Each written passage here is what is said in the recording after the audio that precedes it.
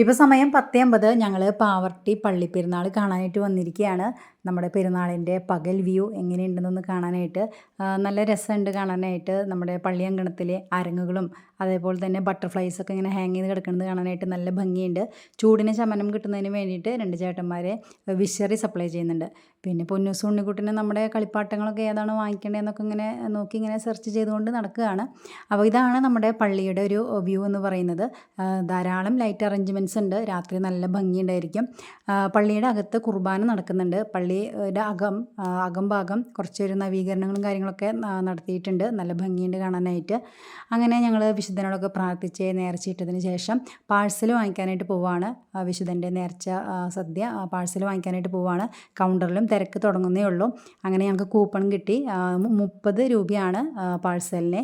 പിന്നെ പായസവും ഉണ്ട്. പായസത്തിൻ്റെ കൗണ്ടർ വേറൊരു ഭാഗത്താണ്. പാഴ്സൽ വാങ്ങിക്കുന്നതിൻ്റെ സൈഡിലാണ് പായസത്തിൻ്റെ കൗണ്ടർ. പായസത്തിന് 60 രൂപയാണ്. അങ്ങനെ ഞങ്ങളതെല്ലാം വാങ്ങിച്ചു. അങ്ങനെ ഞങ്ങൾ വീട്ടിലേക്ക് മടങ്ങുകയാണ്. ഇനി രാത്രി നൈറ്റ് അറേഞ്ച്മെൻറ്റ്സ് കാണാനായിട്ട് വരാം.